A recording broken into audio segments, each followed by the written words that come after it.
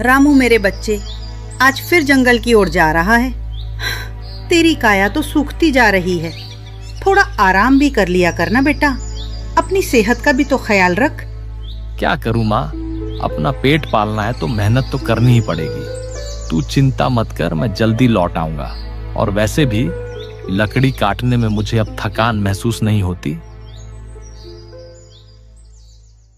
रामू अपनी पुरानी घिसी हुई कुल्हाड़ी उठाता है और रोज की तरह लकड़ियां काटने जंगल की ओर निकल पड़ता है। रामू घने जंगल में अच्छी और सूखी लकड़ियां ढूंढ रहा था। उसे कुछ पेड़ दिखे, उसने कुल्हाड़ी से वार किया और लकड़ियां काटने लगा। लकड़ियां काटते काटते उसकी नजर थोड़ी दूर एक बूढ़े आदमी पर पड़ी, जो मुश्किल से एक छोटी टहनी तोड़ने की कोशिश कर रहा था। ये बुजुर्ग काका थे, जिन्हें रामू अक्सर जंगल में देखता था। काका, क्या बात है? आप इतने परेशान क्यों लग रहे हैं? अगर मैं किसी काम आ सकूं तो बेझिझक बताइए। अरे रामू बेटा, क्या बताऊं, हाथ पैर अब पहले जैसे काम नहीं करते। घर में चूल्हा बुझा पड़ा है, लकड़ियां तोड़नी थी पर टूट ही नहीं रही। समझ नहीं आ रहा आज रात का खाना कैसे बनेगा। रामू बिना एक पल भी सोचे अपने पास इकट्ठी की हुई मेहनत से काटी हुई लकड़ियों का एक अच्छा खासा गट्ठर उठाता है और बुजुर्ग काका को दे देता है। काका, आप बिल्कुल चिंता मत कीजिए। ये लीजिए, ये मेरी लकड़ियां हैं, आप इन्हें ले जाइए। आज आपका चूल्हा मेरी लकड़ियों से जलेगा। और हाँ, आज से जब भी आपको जरूरत हो बेझिझक मुझसे कहिए, मैं आपकी मदद जरूर करूंगा। मेरे रहते आपको कभी कोई दिक्कत नहीं होगी। बुजुर्ग काका की आंखों में आंसू भर आते हैं। वो रामू को गले लगा लेते हैं। उनकी आवाज भर्रा जाती है। रामू बेटा, तू सचमुच भगवान का भेजा हुआ फरिश्ता है। तेरी दयालुता का कोई मोल नहीं। भगवान तुझे हमेशा खुश रखे, तेरी हर मनोकामना पूरी करे। रामू काका की मदद करके मनी मन बहुत खुश होता है। उसे लगता है जैसे आज उसकी दिन भर की मेहनत वसूल हो गई। गांव का बाजार अपनी पूरी रौनक पर है। रामू अपनी पीठ पर मेहनत से काटी हुई लकड़ियों का एक भारी गट्ठर लादकर बाजार में पहुंचता है। भाइयों और बहनों, ताजी कटी हुई लकड़ियां ले लो, सबसे मजबूत और बेहतरीन क्वालिटी की। यहाँ आइए, यहाँ आइए। ताजा और सूखी लकड़ियां आ गई हैं। घर जलाने के लिए भी लाजवाब और मकान बनाने के लिए भी बेजोड़। जल्दी कीजिए, भाव भी ऐसे कि दिल खुश हो जाए। लकड़ियां चाहिए? ले लो भाइयों, सीधे जंगल से लाई गई, बेहद अच्छी और टिकाऊ। खाना बनाने के लिए सबसे अच्छे और किसी भी काम के लिए परफेक्ट। मौका हाथ से न जाने दें। बहुत सस्ती दाम में आइए, ले जाइए। कुछ लोग रामू की आवाज सुनकर उसकी ओर देखते हैं। तभी मुखिया अपने 2 चमचों, चमचा 1 और चमचा 2 के साथ एक अकड़े हुए अंदाज में बाजार में दाखिल होता है। मुखिया की नजर सीधे रामू और उसकी लकड़ियों पर पड़ती है और उसकी आंखों में तीव्र गुस्सा चमक उठता है। वो सीधे रामू की ओर बढ़ता है। ओए रामू, ये क्या गलतफहमी पाल रखी है तूने? मेरे होते हुए तू यहाँ लकड़ी बेचेगा? तेरी इतनी हिम्मत, तुझे शर्म नहीं आती? मुखिया जी, ये मेरी अपनी मेहनत की लकड़ियां हैं। मैंने इन्हें जंगल से काटा है, अपने खून पसीने से। मैं इन्हें खुद बेचूंगा। ये मेरा हक है, मेरा अधिकार। आप कौन होते हैं मुझे रोकने वाले? क्या मैं अपने काम से पैसे भी नहीं कमा सकता? अब हक? तू और हक की बात करेगा? इस गांव में सिर्फ मैं ही लकड़ी बेचूंगा, और वो भी वही जो मैं कहूंगा। सुन, ये सारी लकड़ियां मुझे दे दे, मैं तुझे बढ़िया दाम दूंगा। मेरे पास पहले से ही बड़े बड़े ग्राहक हैं, तुझे कहां धक्के खाने पड़ेंगे। मैं तो तेरी भलाई की बात कर रहा हूं, ना समझ। हाँ रामू, मुखिया जी जो कह रहे हैं चुपचाप मान ले, नहीं तो अंजाम बहुत बुरा होगा। तुझे पता नहीं मुखिया जी का रोब क्या है। वो जिसे चाहें रातों रात बेघर कर सकते हैं। बात मान ले रामू। तुझे क्या लगता है इतनी अच्छी लकड़ियां कहां से आती हैं? ये सब मुखिया जी का इलाका है, उनका बिजनेस है। तू बीच में आकर हमारे काम में अड़चन मत बन। अपना भला चाहता है तो चुपचाप निकल ले।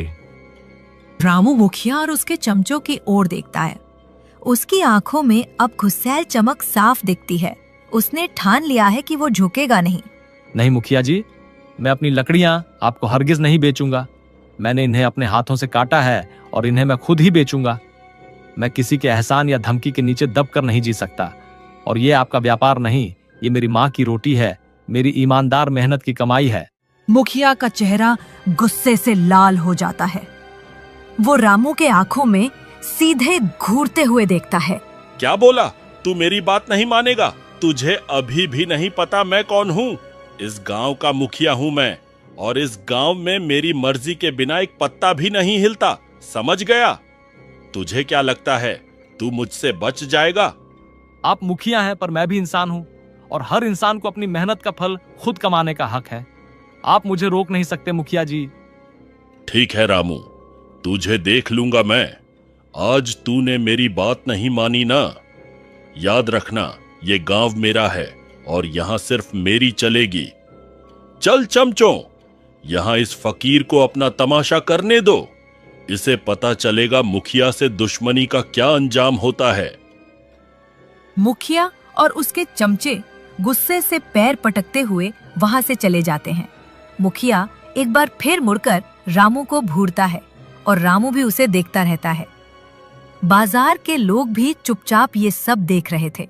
रामू की हिम्मत से हैरान थे। रामू गांव के बाजार से लकड़ी बेचकर जंगल के किनारे किनारे घर की ओर लौट रहा था। सूरज ढल रहा है। तभी उसे थोड़ी दूरी से एक सुनाई देती है। रामू तुरंत उस आवाज की दिशा में बढ़ता है। वो एक झाड़ी के पीछे देखता है और उसकी आंखें एक अति सुंदर दूधिया गोरी गाय पर पड़ती हैं, जिसका एक पैर बुरी तरह से घायल है। अरे तुझे क्या हुआ मेरी प्यारी? इतनी सुंदर गाय और ऐसे घायल पड़ी है।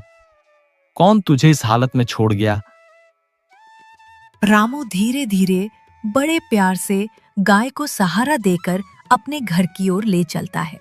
गाय भी रामू के साथ बिना किसी हिचकिचाहट के चल देती है।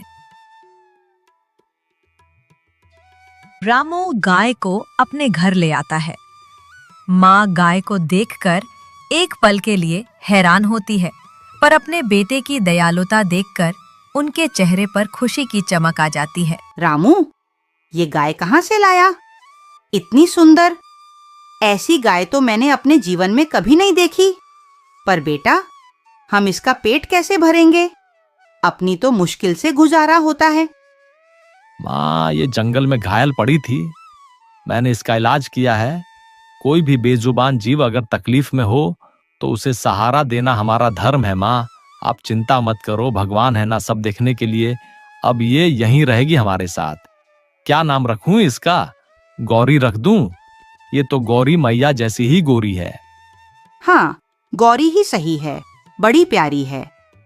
तेरा नेक दिल ही तो है बेटा, जो ऐसी अच्छी चीजें तेरी ओर खींचता है।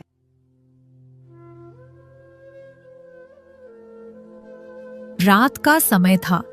माँ और रामू अपने दिन भर की घटनाओं को याद कर रहे थे, खासकर मुखिया की धमकियों को। उन्हें पूरा विश्वास था कि उनकी ईमानदारी और दयालुता एक दिन जरूर रंग लाएगी। रामू बेटा, तू कितना नेक दिल है। आज उस बुजुर्ग काका को अपनी लकड़ियां दे दी और खुद इतनी मेहनत करता है। पर ये मुखिया, इसका तो अन्याय बढ़ता ही जा रहा है। आज बाजार में उसने तुझे सरेआम धमकाया और तो और तुझ पर लाठी भी उठाई। मेरा दिल घबरा रहा है बेटा, यह सब देखकर।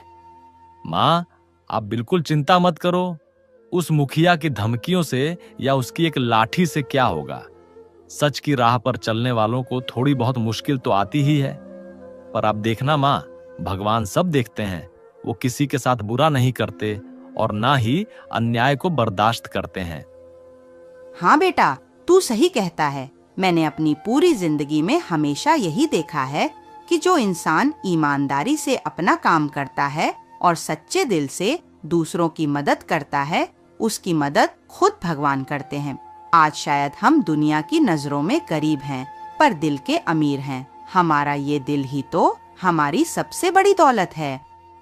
बिल्कुल माँ, आज शायद हमारे पास दुनियावी चीजें ज्यादा नहीं हैं, पर एक दिन जरूर ऐसा आएगा जब हमारी जिंदगी भी बदलेगी, जब हम सिर्फ अपना ही नहीं बल्कि और ज्यादा जरूरतमंद लोगों की मदद कर पाएंगे। मेरा सपना है माँ कि इस गांव में कोई भी बच्चा अनपढ़ ना रहे, कोई भूखा ना सोए। मैं इस गांव को खुशहाल देखना चाहता हूँ। तेरा ये सपना जरूर पूरा होगा रामू, मुझे तुझ पर पूरा यकीन है, क्योंकि तू सिर्फ अपने बारे में नहीं सोचता। तेरा दिल बहुत नेक है। बस ऐसे ही सच्चे रहना, ईमानदारी से काम करते रहना और हमेशा लोगों की मदद करते रहना। भगवान श्री कृष्ण जो गायों और गरीबों के रखवाले हैं, वो हमारी जरूर सुनेंगे। उन दोनों माँ बेटे की हर बात, हर भावना को घर के बाहर बंधी गौरी गाय बड़े ध्यान से सुन रही थी। उसके कानों से कोई भी शब्द नहीं छूटा, जैसे वो सिर्फ सुन ही नहीं रही थी बल्कि हर बात को समझ भी रही थी। अंधेरे में भी उसकी आंखों में एक गहरी समझदारी और भाव दिख रहा था। जब माँ भगवान श्री कृष्ण जो गाय और गरीबों के रखवाले हैं, वो हमारी सुनेंगे जरूर कहती है, तो गौरी एक लंबी और गहरी सांस लेती है और उसकी आंखों में एक अनोखी चमत्कारी चमक आती है, मानो उसने कोई निश्चय कर लिया हो। सुबह का वक्त था। रामू अपनी माँ के साथ उठा और अपने रोजमर्रा के कामों में जुट गया। जैसे ही रामू अहाते में बाहर आया, उसकी आंखें एक पल के लिए खुली की खुली रह गई। गौरी, जो कल रात तक एक घायल गाय थी, अब बिल्कुल स्वस्थ और ऊर्जावान दिख रही है। और सबसे बड़ी बात, उसके पैरों के पास जमीन पर एक बेहतरीन लकड़ियों का गट्ठर पड़ा है, जिससे हल्की हल्की दिव्य सुगंध आ रही है। माँ, अरे माँ बाहर आओ, देखो ये क्या है। माँ जल्दी से बाहर आती है और लकड़ियों के गट्ठर को देखकर वो भी हैरान हो जाती है। अरे ये क्या है? ये लकड़ियाँ तो बहुत अच्छी लग रही हैं, इतनी सफाई से रखी हैं, और ये गौरी के पास कैसे आ गईं? माँ, मुझे लगता है ये सब गौरी का ही कमाल है। कल रात हम जो बातें कर रहे थे, गौरी ने सब सुनी होंगी। उसने हमारी परेशानी समझी। ये कोई मामूली गाय नहीं माँ, ये तो साक्षात देवी है, ये तो हमारी लक्ष्मी है। सचमुच रामू, भगवान ने हमारी सुन ली। ये गौरी मैया ही हैं जो हमारी मदद के लिए आई हैं। माँ की आंखों में खुशी के आंसू आ जाते हैं। वो गौरी को गले लगा लेती है। हर सुबह जब रामू आंख खोलता तो गौरी उसके अहाते में खड़ी मिलती। उसके पैरों के पास हमेशा की तरह एक बेहतरीन लकड़ियों का गट्ठर रखा होता था। रामू ने धीरे धीरे उन लकड़ियों को बेचना शुरू किया। जो पैसे आते, रामू उन्हें समझदारी से लगाता। उसने कुछ गांव वालों को काम पर रख लिया था। देखो भाइयों, ये लकड़ियां गांव के बाजार तक ले जानी है और वहां से फिर शहर तक। अच्छी क्वालिटी है तो दाम भी अच्छे मिलेंगे और तुम्हारी भी दिन दिहाड़ी बन जाएगी। ये काम रोज का है।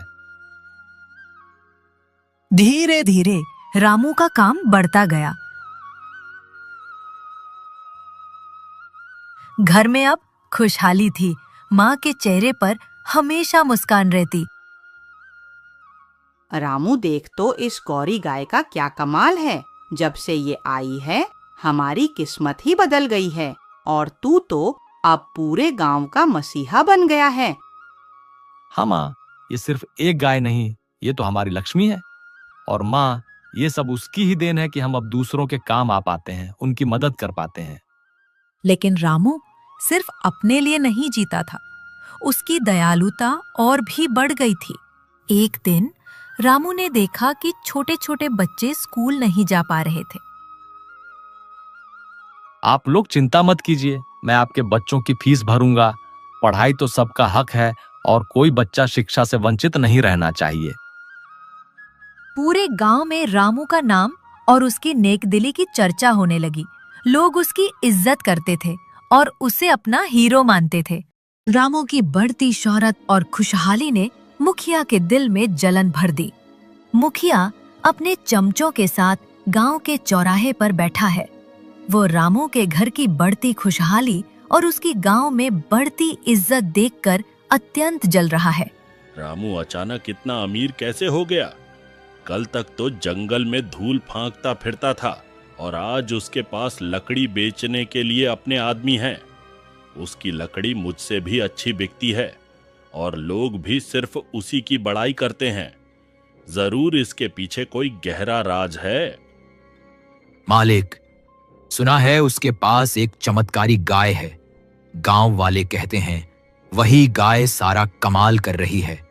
कहते हैं वो रोज सुबह अपने आप एक लकड़ी का बड़ा गट्ठर देती है और उसी के दम पर रामू ने कई लोगों की मदद भी की है। चमत्कारी गाय? तो ये बात है। मैं उस गाय को लेकर रहूंगा, फिर देखना मेरी किस्मत कैसे चमकती है। मैं गांव का राजा बन जाऊंगा। किसी भी कीमत पर वो गाय मेरी होगी। ये रामू की इतनी नेकदिली और परोपकार मुझे बिल्कुल पसंद नहीं। ये सब मेरे रास्ते का कांटा है। आधी रात का समय है। रामू और उसकी माँ गहरी नींद में सो रहे हैं। मुखिया अपने दोनों चालाक चमचों के साथ चुपके से रामू के घर में घुसता है। वे सीधे अहाते की ओर बढ़ते हैं जहां गौरी बंधी है। गौरी एक पल के लिए उठकर उन्हें देखती है पर कोई विरोध नहीं करती। वह चुपचाप उनके साथ चल देती है। मुखिया और चमचे गौरी को लेकर अंधेरे में गायब हो जाते हैं। सूरज की पहली किरणें रामू की झोपड़ी में पड़ती हैं। रामू अपनी नींद से जागता है और उसकी आंखें सीधे उस जगह पर जाती है जहां गौरी रोज सुबह खड़ी होती थी। पर आज गौरी वहां नहीं है। रामू एक पल के लिए घबरा जाता है। माँ, गौरी कहाँ है? गौरी, गौरी, वो यहाँ नहीं है। मैंने उसे यहीं बांधा था। अरे कहाँ चली गई मेरी गौरी? मेरा तो दिल बैठा जा रहा है। माँ भी रामू की आवाज सुनकर उठकर बाहर आती हैं। वो भी खाली जगह देखकर सन्न रह जाती हैं। कौन ले गया मेरी गौरी को? किसने हमारी खुशियां छीन ली? हमारी किस्मत ही उजड़ गई रामू। अब क्या होगा? हम कैसे रहेंगे? दोनों की आंखों में एक साथ चिंता और दुख उतर आता है। रामू तुरंत गांव में निकलता है। वो हर घर का दरवाजा खटखटाता है, हर गली में गौरी को ढूंढता है, पर कोई फायदा नहीं। गौरी कहीं नहीं मिलती। रामू बहुत दुखी और निराश हो जाता है। उसकी आंखों में आंसू हैं और दिल में एक गहरा दर्द।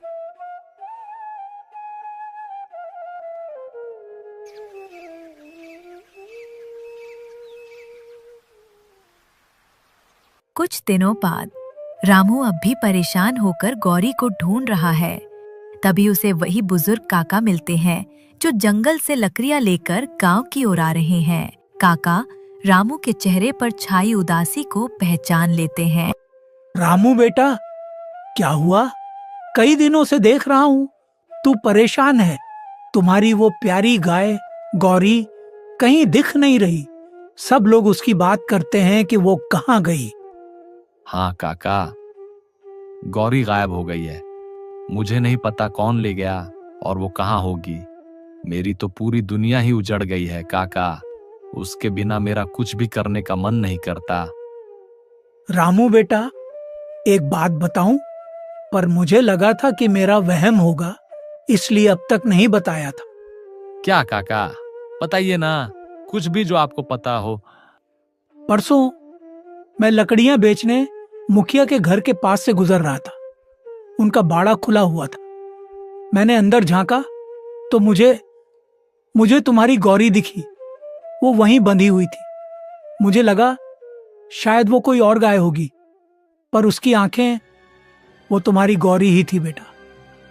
मेरा मन कह रहा था। मुखिया, ये उसकी ही करतूत है। मैं जानता था कि वो ऐसा कुछ करेगा। मैं अभी अपनी गौरी को लेकर आता हूं। मैं उसे नहीं छोड़ूंगा। रामू तुरंत मुखिया के घर की ओर तेजी से दौड़ता है।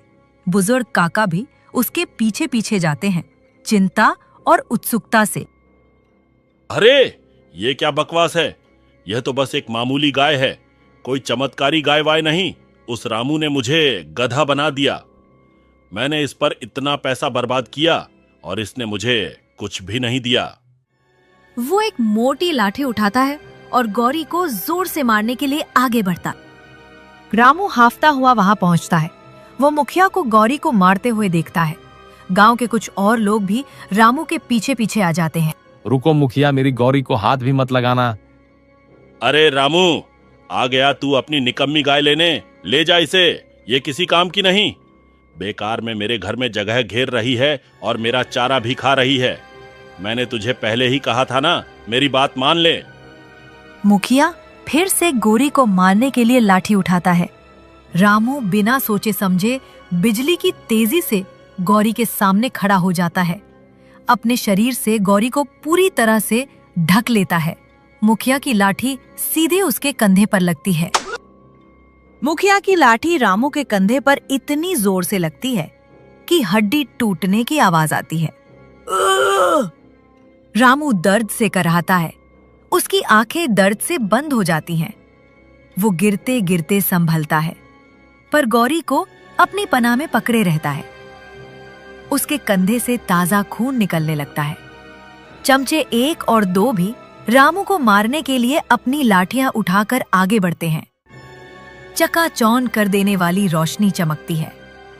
रोशनी इतनी तीव्र है कि मुखिया, चमचे और वहां जमा सभी गांव वालों की आंखें चौंधिया जाती हैं। वे अपनी आंखें बंद कर लेते हैं और कुछ लोग तो डर के मारे जमीन पर ही गिर पड़ते हैं।